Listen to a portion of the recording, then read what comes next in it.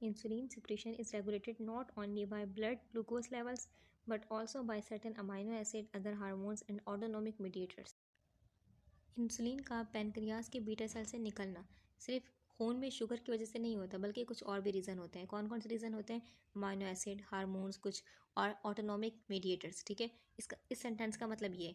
अब हम देखते हैं कि इस सेंटेंस में देखें देखिए सिक्रीशन लिखा हुआ है, रेगुलेटेड लिखा हुआ है, इन सब लफ्ज़ का मतलब क्या है? सिक्रीशन का मतलब क्या होता है? इसका मतलब तो ये हो गया कि जो बीटा सेल से इंसुलिन रिलीज़ होती है, खून में जाती है, इसको हम कहते हैं सिक्रीशन। ठीक है, रेगुलेटेड। रेगुलेटेड का मतलब है कंट्रोल होना, यानी कि इंसुलिन कब निकलेगी, कितनी निकलेगी और कब रुक जाएगी, ये सब एक सिस्टम के तहत हो रहा होता है। इसके बाद लिखा हुआ है not only by blood glucose levels.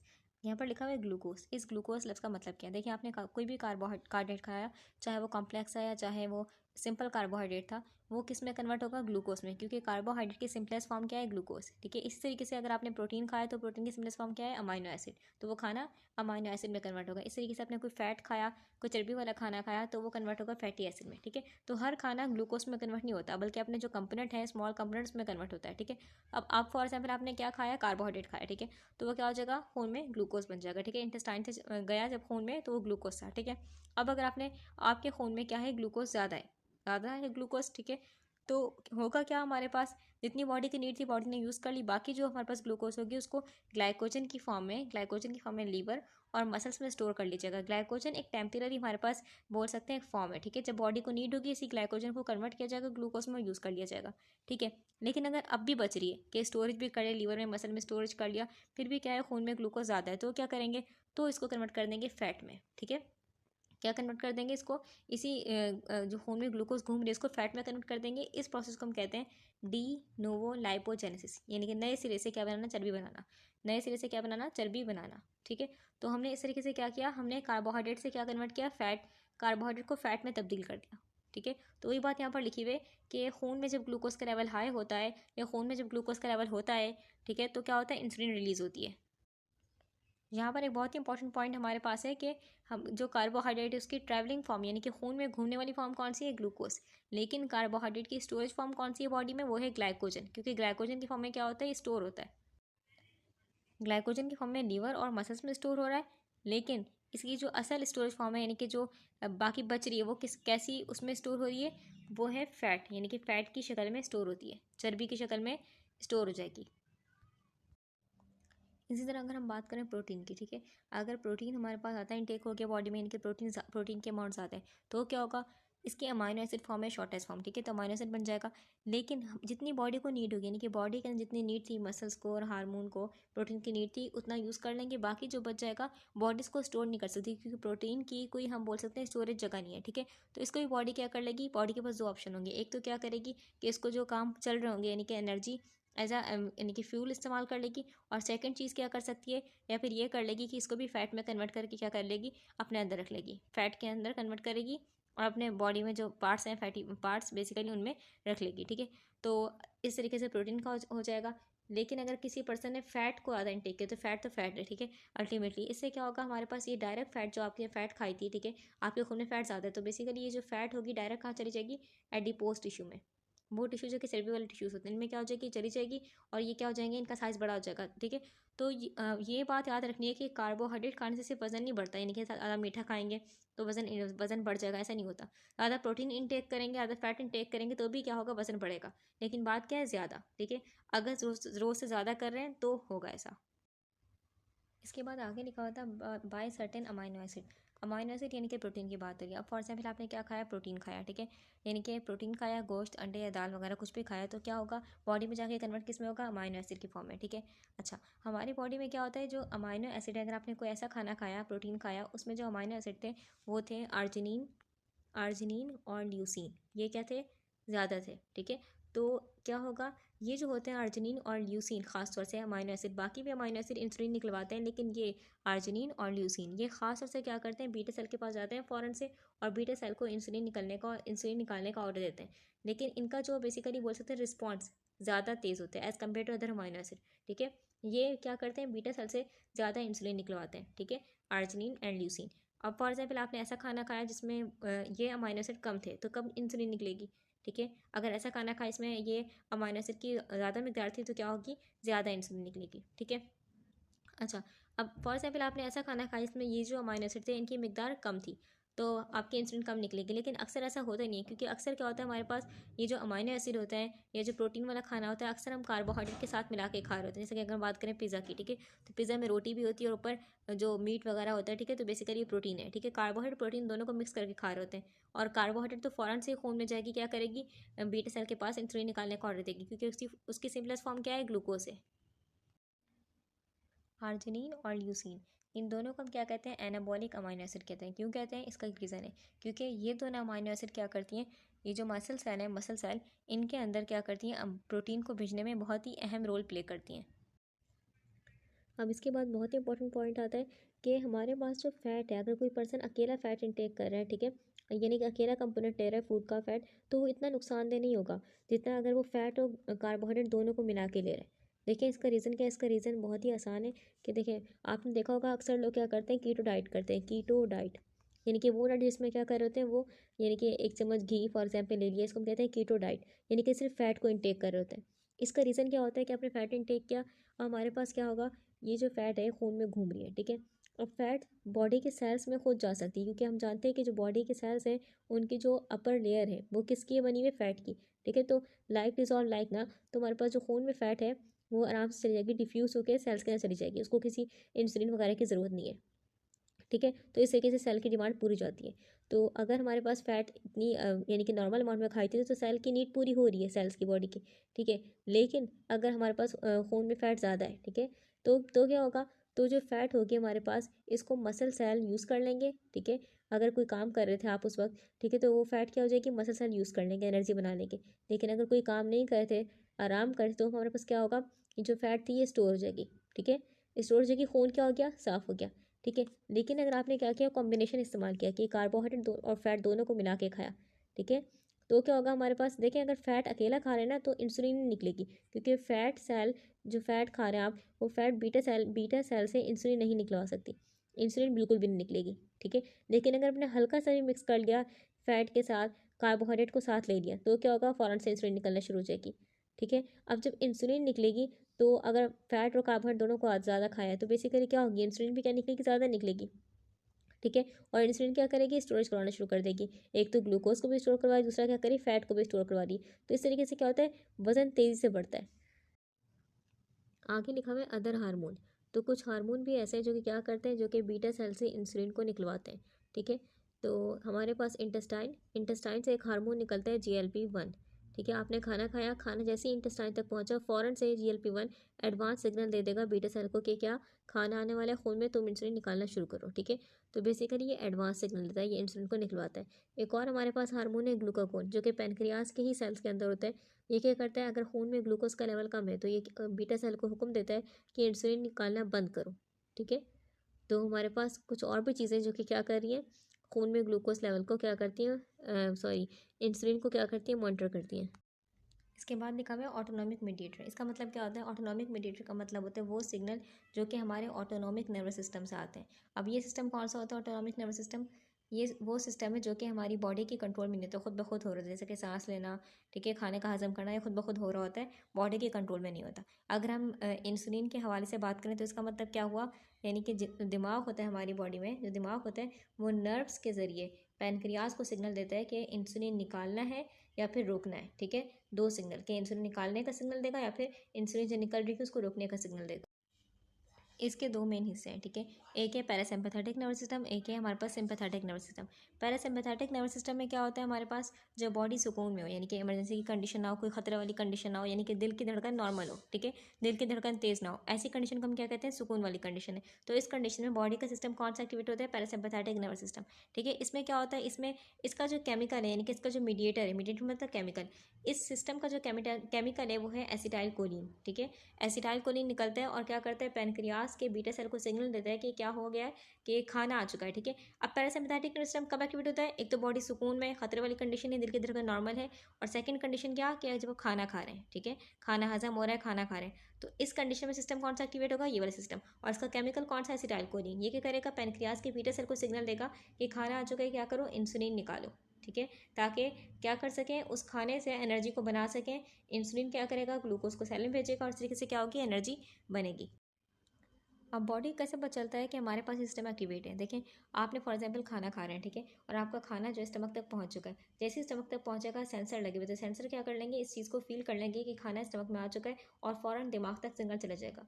ठीक है, और दिमाग में क्या होता है, स्पेसिफिकली बात करें ब्रेन स्टेम, कौन सा हिस्सा, ब्रेन स्टेम वाला हिस्सा। इससे क्या होता है, एक नर्व निकल रही होती है, बहुत लंबी सी नर्व होती है, और वो नर्व डायरेक्ट जा रही होती है पेनक्रियास तक। इसी नर्व के बिल्कुल आखिरी सिरे से क्या होता है, जब सेंसर इसको सिग्नल मिलता है कि अब इंसुलिन निकालने का ब्रेन को, ठीक है, तो अल्टीमेटली ब्रेन से एक नर्व निकलती है और पेनक्रियास तक जा रही है, और उसके आखिरी से एसिटाइल कोलिन रिलीज होता है और डायरेक्ट बीटा सेल को सिग्नल देता है कि क्या करो, इंसुलिन निकालने का सिग्नल देता है। और इस नर्व का नेम क्या है, वेगस नर्व।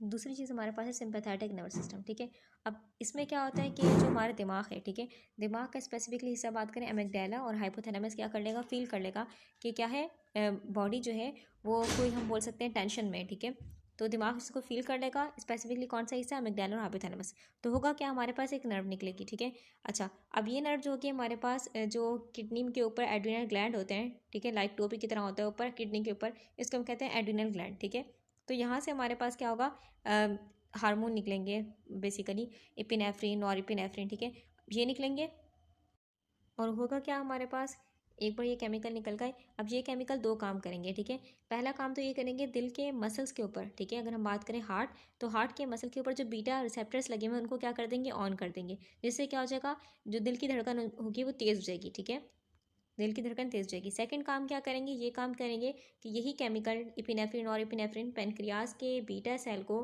क्या करेंगे, ऑर्डर देंगे कि इंसुलिन निकालना बंद कर दो, यानी कि इंसुलिन जो निकाल रहा था तेज चीज़ से, वो इंसुलिन निकालना बंद कर दो, उसको बहुत हल्का कर दो। ठीक है, ताकि खून में क्या रहे, खून में ग्लूकोज हाई रहे, क्योंकि हम जानते हैं अगर एक बार इंसुलिन चली गई खून में, तो इंसुलिन क्या करेगी, जो खून में ग्लूकोज है उसको क्या करेगी, सेल से भेजेगी।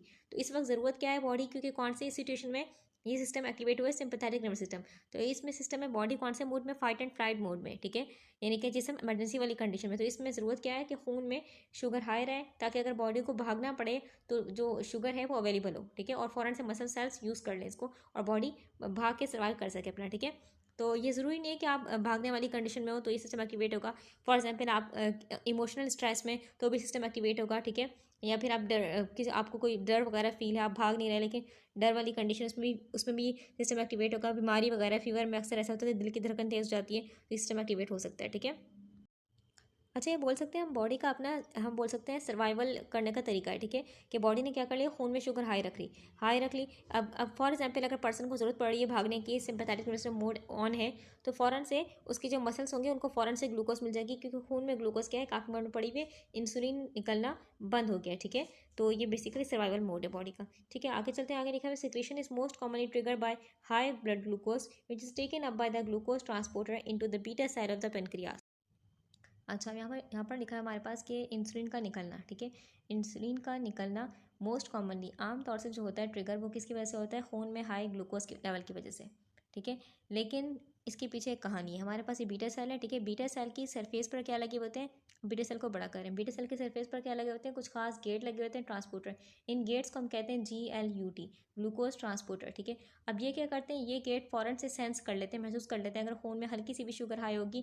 जैसे आप खाना खा रहे हैं तो अल्टीमेटली आपकी स्लो स्लो क्या हो रही है, खून में शुगर जा रही है, ग्लूकोज जा रहा है। ठीक है, तो ये उस चीज़ को फ़ौरन ही सेंस कर लेंगे, और जैसे ही सेंस करेंगे हल्की सी, जैसे कि बेसिकली ये गेट खुल जाएंगे। ठीक है, जैसे ही खून में हल्की सी भी ग्लूकोज लेवल हाई हुआ, ये गेट खुल जाएंगे और ये ग्लूकोज होगी चली जाएगी इन बीटा सेल के अंदर।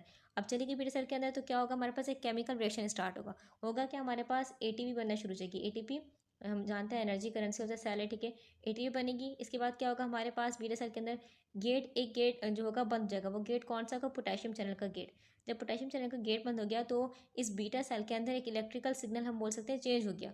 ठीक है, अब इसके बाद क्या होगा, कैल्शियम चैनल गेट जो होगा वो क्या हो जाएगा, खुल जाएगा।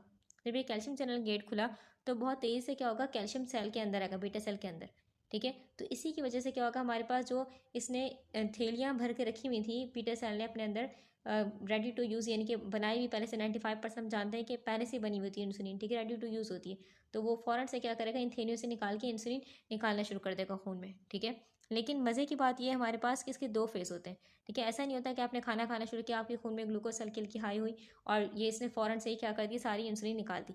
बल्कि क्या होते हैं, कुछ फेस होते हैं, एक होता है फर्स्ट फेस, एक होता है सेकंड फेस।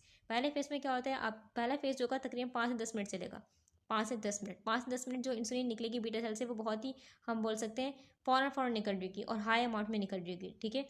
अब ये इसलिए होता है कि जैसे आप खाना खा रहे हैं फॉर एग्जांपल 5 से 10 मिनट में, तो ये इतना जल्दी प्रोसेस होगा, तकरीबन विद इन अ सेकेंड आपका ये स्टार्ट हो जाएगा प्रोसेस, और ये 5 से 10 मिनट चलता रहेगा, ठीक है। इसमें बहुत ही हाई अमाउंट ऑफ इंसुलिन निकल रही होगी ताकि खून में जो ग्लूकोज का लेवल है वो हाई हो ही ना पाए, ठीक है। उस खून में ग्लूकोज के लेवल को नॉर्मल रखने के लिए बहुत ही हाई अमाउंट निकलती रहेगी 5 से 10 मिनट इंसुलिन की, ठीक है। ये रेडी टू यूज़ होगी, पहले से बनी बनाई इंसुलिन थी, ठीक है। अब इसके बाद क्या होगा, आफ्टर 10 मिनट्स हमारे पास क्या होगा, सेकंड फेज स्टार्ट होगा। इसमें क्या होगा, हमारे पास जो इसके पास बनी हुई थी बीटा सेल के अंदर इंसुलिन बनी हुई थी, वो इंसुलिन अब खत्म हो रही है, ठीक है। अब इस बीटा सेल को इंसुलिन बनानी पड़ेगी, वही बात कि इसके पास प्रो इंसुलिन पड़ी हुई, उसको सी पेप्टाइड जो होगा, हम जानते हैं कि प्रो इंसुलिन के सी पेप्टाइड को काटना पड़ेगा, ठीक है, और फिर बेचना पड़ेगा, थोड़ा टाइम लगेगा, टाइम टेकिंग होगा। तो इसमें क्या होगा, अगर अगले 1 से 2 घंटे में, यानी कि 10 मिनट बाद और तकरीबन 1 से 2 घंटे तक क्या होगा, अब वो हम बोल सकते हैं वो रफ्तार नहीं रही, अब भी इंसुलिन निकल रही है खून में, लेकिन जैसे पहले निकल रही तेजी से, अब वैसे नहीं निकल रही, थोड़ा हल्की हो गई, ठीक है। अच्छा, अब इसके बाद क्या होगा, आफ्टर 1 to 2 आवर्स अब भी दोबारा इंसुलिन निकल रही है, लेकिन ये बहुत ही बोल सकते हैं बहुत ही लो अमाउंट ऑफ इंसुलिन निकलेगी, इसको हम कहते हैं बेसल इंसुलिन, ठीक है। पहले वाली तो बोलस इंसुलिन थी जो बहुत ही हाई अमाउंट निकल रही थी, तो फ़र्क है, ठीक है। अब चलते हैं नेक्स्ट सेंटेंस, लिखा हुआ है there it is phosphorylated by glucokinase which act as glucose sensor. एक बार जब खून से ग्लूकोज कहाँ आ गई, बीटा सेल के अंदर आ गई, ठीक है। तो हमारे पास बीटा सेल के अंदर क्या होते हैं, ग्लूकोज ट्रांसपोर्टर, लेकिन ये जो ग्लूकोज है इतनी छोटा मॉलिक्यूल है कि ये बीटा सेल के अंदर आ भी सकता है इस ट्रांसपोर्टर के जरिए, और बीटा सेल के बाहर भी जा सकता है, ठीक है। तो हमें क्या करना पड़ेगा, इस ग्लूकोज को इस बीटा सेल के अंदर लॉक करना पड़ेगा ताकि केमिकल रिएक्शन स्टार्ट हो सके। तो किस तरीके से लॉक किया जाता है, दो हमारे पास बोल सकते हैं स्टेजेस हैं, ठीक है। पहला क्या है हमारे पास, फॉस्फोराइलेशन, क्या करेंगे, ग्लूकोज को कंबाइन करेंगे फॉस्फेट ग्रुप के साथ, ठीक है। तो क्या हो जाएगा, ग्लूकोज फॉस्फेट, ठीक है।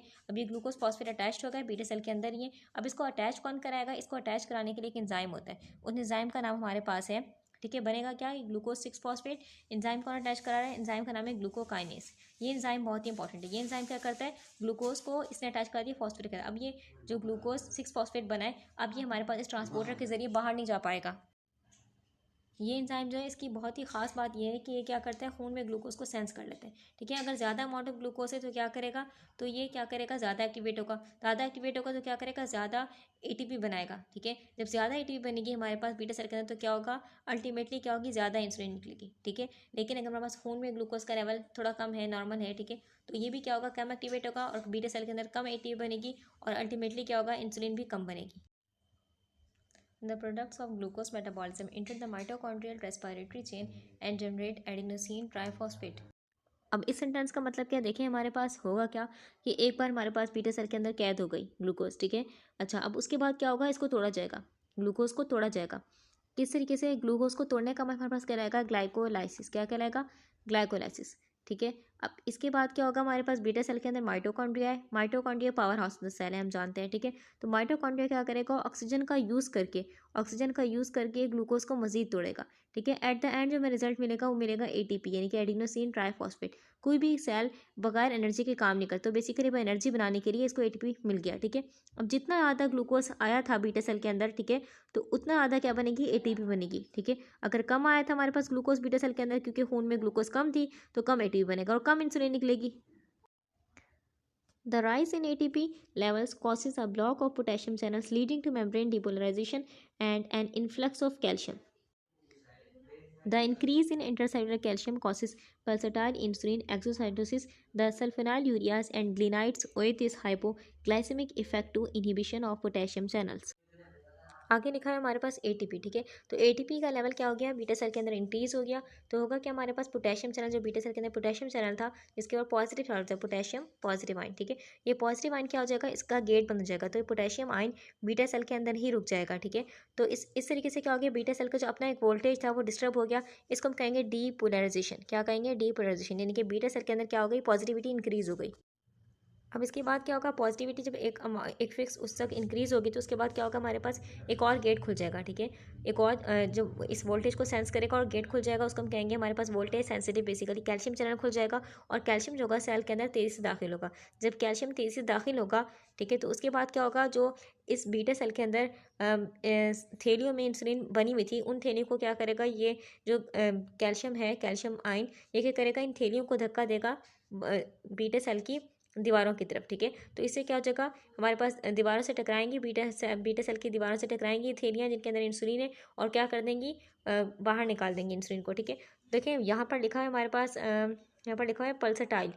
देखिए आपको दिख रहा होगा, लिखा हुआ कि हमारे पास होता क्या है कि पल्सटाइल, पल्सटाइल इंसुलिन एक्सोसाइटोसिस। क्या मतलब हुआ पल्सटाइल, यानी कि एक ही झटके से, ऐसा नहीं होगा कि कैल्शियम अंदर आ रही है हल्की हल्की, नहीं, बल्कि कैल्शियम भी तेज़ी से आ रही है, और कैल्शियम तेज़ी से क्या कर रही है, इन थैलियों को दीवार के साथ धक्का दे रही है, और तेज़ी से क्या हो रहा है, पल्सटाइल मतलब तेज़ी से काम सब काम हो रहा है, कि तेज़ी से क्या हो रही है, इन थैलियों से इंसुलिन निकल रही है और बाहर जा रही है। ठीक है, एक्सोसाइटोसिस मतलब क्या होता है, बाहर निकलना है, एक्सो बाहर, साइटोसिस यानी कि इस बीटा सेल के बाहर निकलना, थैलियों में जो इंसुलिन है वो बाहर निकल रही है। ये दोनों दवाइयाँ हमारे पास क्या करते हैं, सल्फेनाइल यूरियास और ग्लिनिएट, दोनों क्या है, ये हाइपोग्लाइसेमिक इफेक्ट शो करती हैं। किस तरीके से शो करती हैं, ये उन लोगों की नहीं जिनका जिस्म सही तरीके से काम नहीं करता। ये क्या करेंगे, ये बीटा सेल के अंदर जाएंगी और पोटेशियम चैनल गेट को बंद कर देंगी। जब पोटेशियम चैनल गेट बंद होगा तो कैल्शियम चैनल गेट खुल जाएगा, और कैल्शियम तेजी से सेल के अंदर आएगा, तो वही सारा प्रोसेस जो होता है नॉर्मली वो होगा। और इस तरीके से क्या हो जाएगा, हमारे पास इंसुलिन सेल के बाहर निकलेगी, बीटा सेल के बाहर निकलेगी, और क्या करेगी, जो खून में ग्लूकोज है उसको क्या करेगी, सेल्स के अंदर भेजेगी। ठीक है, तो इस तरीके से क्या हो जाएगा, जो खून में ग्लूकोज का लेवल हाई था वो थोड़ा कम हो जाएगा। इसी को हम कहते हैं हाइपोग्लाइसेमिक इफेक्ट। तो इन दोनों ड्रग्स का क्या है, कौन सा इफेक्ट है, हाइपोग्लाइसेमिक इफेक्ट है। Note, glucose given by injection has a weaker effect on insulin secretion than does glucose taken orally. When given orally, glucose stimulate production of incretin hormone by the gut, which in turn stimulate insulin secretion by the pancreas. अब यहाँ पर जो बात लिखी हुई है इसमें comparison किया गया। ठीक है, हमारे पास दो पर्सन है। ठीक है, एक पर्सन को क्या दिया गया है, ग्लूकोज दिया गया, सेम अमाउंट सेम है ग्लूकोज की, और दिया गया है बाय आईवी, यानी कि इंजेक्शन के जरिए दी गई है डायरेक्ट खून में। ठीक है, आईवी मतलब डायरेक्ट खून में दी गई है ग्लूकोज। ठीक है, अब एक और पर्सन है, इसको वही ग्लूकोज उतना ही अमाउंट दिया गया है बाय ओरली, यानी कि मुंह के जरिए दिया गया है। दोनों में क्या होगा, दोनों में हम जब देखेंगे, दोनों में ये पर्सन जिसका हमने मुंह के जरिए दिया था ग्लूकोज, उसकी जो इंसुलिन निकलेगी पैनक्रियास के बीटा सेल से वो ज़्यादा निकलेगी। ठीक है, एज़ कम्पेयर टू ये पर्सन जिसको हमने बाय इंजेक्शन दिया है, इसकी जो इंसुलिन निकलेगी बहुत ही कम निकलेगी। इसका रीज़न क्या है, इसका रीज़न ये है कि इसमें जिसमें हमने आईवी के जरिए दिया, यानी कि डायरेक्ट खून में गई है ग्लूकोज, तो हमारे पास क्या हुआ है कि जब ग्लूकोज में खून में गई तो बस पैनक्रियाज के बीटा सेल को लगा कि हल्की सी ग्लूकोज है खून में, और इसने क्या किया, हल्का सा इंसुलिन निकाला। लेकिन अगर हम इस शख्स की बात करें जिसको मुंह के जरिए दिया, तो एक बाकायदा प्रोसेस हुआ कि पहले हमारे पास ग्लूकोज गई स्टमक में गई, उसके बाद गई इंटेस्टाइन में। ठीक है, तो इंटेस्टाइन के जो सेल्स होते हैं वो फील कर लेंगे, फ़ौरन से ही क्या करेंगे, फ़ौरन से सिग्नल जाएगा हमारे पास, जो इनक्रीटिन हमारे पास हार्मोन होते हैं GLP-1, फ़ौरन से सेंस कर लेंगे और फ़ौरन सिग्नल लेके जाएंगे पैनक्रियास के बीटा सेल के पास कि क्या खाना आने वाला है, खून में ग्लूकोज आने वाला है, फ़ौरन से क्या करो, बीटा सेल निकालने की इंसुलिन निकालने की तैयारी करो। ठीक है, तो इनको एडवांस सिग्नल मिल जाता है। तो दैट्स वाई क्या होता है हमारे पास यहाँ जो इस प्रोसेस में बाय ओरली जो निकलती है इंसुलिन, वो ज़्यादा निकलती है। ठीक है, यही रीज़न है यहाँ पर, तो यहाँ पर यही लिखा हुआ है। ठीक है, इसके बाद नेक्स्ट हेडिंग है सोर्सेस ऑफ इंसुलिन, यानी कि इंसुलिन किन किन जराए से मिल सकता है हमें। Human insulin is produce by recombinant DNA technology using special strains of Escherichia coli or yeast that has been genetically altered to contain the gene of our human insulin. यहाँ पर एक वर्ड यूज़ हुआ है, recombinant DNA technology. इसका मतलब क्या होता है, रिकम्बिनेंट DNA टेक्नोलॉजी का मतलब होता है किसी एक मखलूक का, ठीक है, किसी एक ऑर्गेनिज्म का हमने क्या किया, जीन क्या होता है, DNA का टुकड़ा। ठीक है, हमने किसी एक ऑर्गेनिज्म का DNA का टुकड़ा यानी कि जीन लिया, और उसको किसी दूसरे ऑर्गेनिज्म में क्या कर दिया, उसके DNA में फिट कर दिया। इसको हम कहते हैं रिकम्बिनेंट DNA टेक्नोलॉजी। जैसे कि इस केस में बात करें, हमने क्या किया, किसी एक ऑर्गेनिज्म से उसका जो इंसुलिन बनाने वाला जीन यानी कि DNA का टुकड़ा जो कि इंसुलिन बना रहा था। ठीक है, specific part of the DNA is called gene ना, तो हमने वो हिस्सा लिया जो कि इंसुलिन बनाता है, और इस हिस्से को क्या किया, दूसरे ऑर्गेनिज्म में क्या कर दिया, उसके DNA में फिट कर दिया। ठीक है, और वो न्यू ऑर्गेनिज्म है कौन, जिसमें हमने ये अपना ह्यूमन का इंसुलिन बनाने वाला जीन फिट किया है, वो है हमारे पास बैक्टीरिया। ठीक है, बैक्टीरिया कौन सा, ई कोली बैक्टीरिया। ठीक है, और कौन, यीस्ट। ठीक है, ई कोली बैक्टीरिया और यीस्ट, इनकी भी डिफरेंट टाइप्स हैं, तो कुछ मखसूस किस्में हैं ई कोली की और कुछ मखसूस किस्में हैं यीस्ट की। इनको यूज़ किया जाता है, यानी कि इनके डीएनए में अपना जो ह्यूमन का इंसुलिन बनाने वाला जीन है उसको फिट करते हैं, और फिर ये क्या करते हैं, ये अपनी प्रोटीन बनाने के बजाय ई कोली और यीस्ट, ठीक है, अपनी प्रोटीन नहीं बनाएंगे, बल्कि बदले में क्या बना रहे होंगे, इंसुलिन बना रहे होंगे, क्योंकि इनकी जीन में क्या है, अब इंसुलिन बनाने वाले बेसिकली जीन है इनके पास। ई कोली और यीस्ट को अगर हम गोल्ड स्टैंडर्ड ऑफ इंसुलिन कहें तो भी गलत ना होगा। क्यों, क्योंकि इनसे जो इंसुलिन मिल रहा है वो बेसिकली हमें बहुत फ़ायदा दे रहा है, ठीक है। अच्छा, किस तरीके से?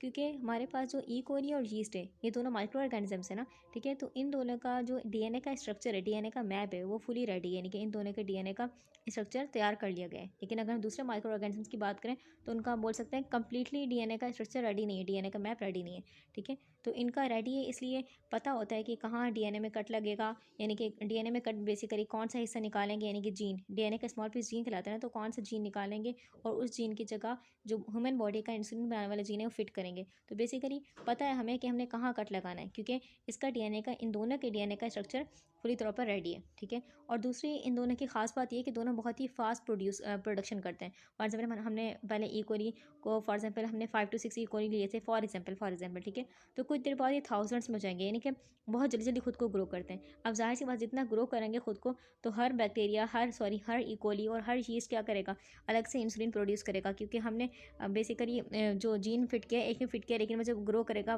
तो बेसिकली सारी सारी जो यीस्ट पैदा होंगी, ये सारी ई कोली जो पैदा होंगी, वो सब क्या करेंगी, इंसुलिन प्रोड्यूस करेंगी। जितना फास्ट प्रोडक्शन उतनी ज़्यादा क्या मिलेगी, हमें इंसुलिन मिलेगी। लेकिन तो एक फ़ायदा ये हो गया। अच्छा, और हमारे पास एक और फ़ायदा ये भी है कि बेसिकली ये दोनों को एक्सपेंसिव तरीके से ग्रो नहीं करते, बल्कि बहुत ही आसान तरीका है कि हल्की सी शुगर लेंगे, यानी कि शुगर का मिक्सचर लेंगे थोड़ा सा, और बेसिकली और थोड़ा सा नमक का मिक्सचर लेंगे, इन दोनों में आराम से ग्रो कर सकते हैं, ठीक है। शुगर एंड सॉल्ट के मिक्सचर में आराम से ग्रो करते हैं। फैक्ट्री लेवल पर देखें तो हम इनको किस तरीके से ग्रो करते हैं, बड़े बड़े टैंक्स होते हैं जिनको हम कहते हैं बायोरिएक्टर, उनमें ये ग्रो कर रहे होते हैं। एक और बहुत ही इंपॉर्टेंट पॉइंट, दोनों से इंसुलिन मिल रहा है, लेकिन इसका हम बोल सकते हैं थोड़ा सा जो इंसुलिन मिलेगा उसके लिए डबल मेहनत करनी पड़ेगी। क्यों? क्योंकि ई कोली दोनों माइक्रो ऑर्गेनिजम्स हैं, लेकिन ई कोली क्या है, प्रोकैरियोटिक, यानी कि सिंगल सेल भी है, ऊपर से प्रोकैरियोट है, यानी कि इसके पास कोई कॉम्प्लेक्स मशीनरी वगैरह नहीं होगी सेल में, ठीक है। तो इससे नुकसान क्या होगा, इससे जो इंसुलिन बन रही है, यानी ई कोली जो इंसुलिन प्रोड्यूस कर रहा है, ठीक है, वो सही तरीके से फोल्डिंग नहीं हुई होगी, जिस तरीके से ह्यूमन बॉडी के इंसुलिन की सही तरीके से फोल्डिंग हुई होती है। तो वो बेसिकली ये जो इंसुलिन बना रहा है उसको हम बोलेंगे इनएक्टिव इंसुलिन, ठीक है। और फिर उसको लेबॉर्ट्री में केमिकल्स के जरिए क्या करेंगे, उस इनएक्टिव इंसुलिन के अंदर हम डाइसल्फाइड बॉन्ड वगैरह ऐड करेंगे ताकि वो एक्टिव इंसुलिन बन जाए, ठीक है। तो इसका यानी कि बोल सकते हैं थोड़ी मेहनत डबल करनी पड़ती है as compare to yeast. Yeast क्या, हमारे पास ये भी माइक्रो ऑर्गेनिज्म है, लेकिन ये क्या है, एक हम बोल सकते हैं यूकैरियोटिक माइक्रो ऑर्गेनिज्म है, ठीक है। यूकैरियोटिक यानी कि इसका जो सेल है थोड़ा एडवांस है, ठीक है। इसमें गोल्जी बॉडी से, इसमें हमारे पास एंडोप्लाज्मिक रेटिकुलम वगैरह है, ठीक है। तो इसका फ़ायदा क्या होगा, इसका फ़ायदा ये होगा कि गोल्जी बॉडीज और एंडोप्लाज्मिक रेटिकुलम वगैरह क्या करते हैं, ये जो इंसुलिन की फोल्डिंग में हेल्प करते हैं, ठीक है। तो ये जो इंसुलिन बनाते हैं प्रॉपर तरीके से फोल्डिंग हुई भी बनाता है। Modification of the amino acid sequence of human insulin have produced insulin with different pharmacokinetic properties.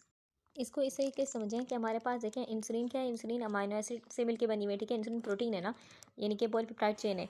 तो इंसुलिन में कितने अमाइनो एसिड है, 51 अमाइनो एसिड है, ठीक है। तो उसमें से एक अमाइनो एसिड को निकाल दिया गया, ठीक है। एक अमाइनो एसिड को निकाल दिया गया, उसमें तब्दीली की गई, ठीक है।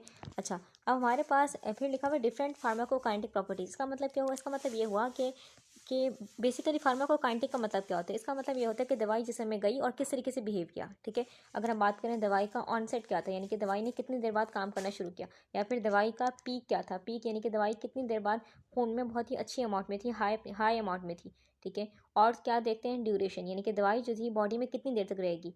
ऑनसेट, पीक एंड ड्यूरेशन, इन तीन चीज़ों का हम फार्माकोकाइनेटिक में बेसिकली स्टडी करते हैं। तो बेसिकली क्या किया गया, अमाइनो एसिड के स्ट्रक्चर में से एक अमाइनो एसिड को निकाला गया, तब्दीली की गई। क्यों किया गया ऐसा, क्योंकि ह्यूमन बॉडी का जो इंसुलिन है वो थोड़ी देर बाद काम करता है, ठीक है। यानी कि उसका काम करने का दौरानिया होता है, थोड़ी देर बाद काम करता है अगर हम वो करें, ठीक है। तो लेकिन अगर डायबिटीज़ का मरीज़ है, ठीक है, तो उसको शुगर का मसला है, तो हमें क्या करना पड़ा, इस स्ट्रक्चर में, इस इंसुलिन के बेसिक स्ट्रक्चर में थोड़ी तब्दीली करनी पड़ी, ठीक है। और तब्दीली करके क्या बनाएगी, डिफरेंट कैटेगरीज बनाई गई। एक इंसुलिन बनाई गई रैपिड एक्टिंग इंसुलिन, और एक बनाई गई हमारे पास लॉन्ग एक्टिंग इंसुलिन, ठीक है।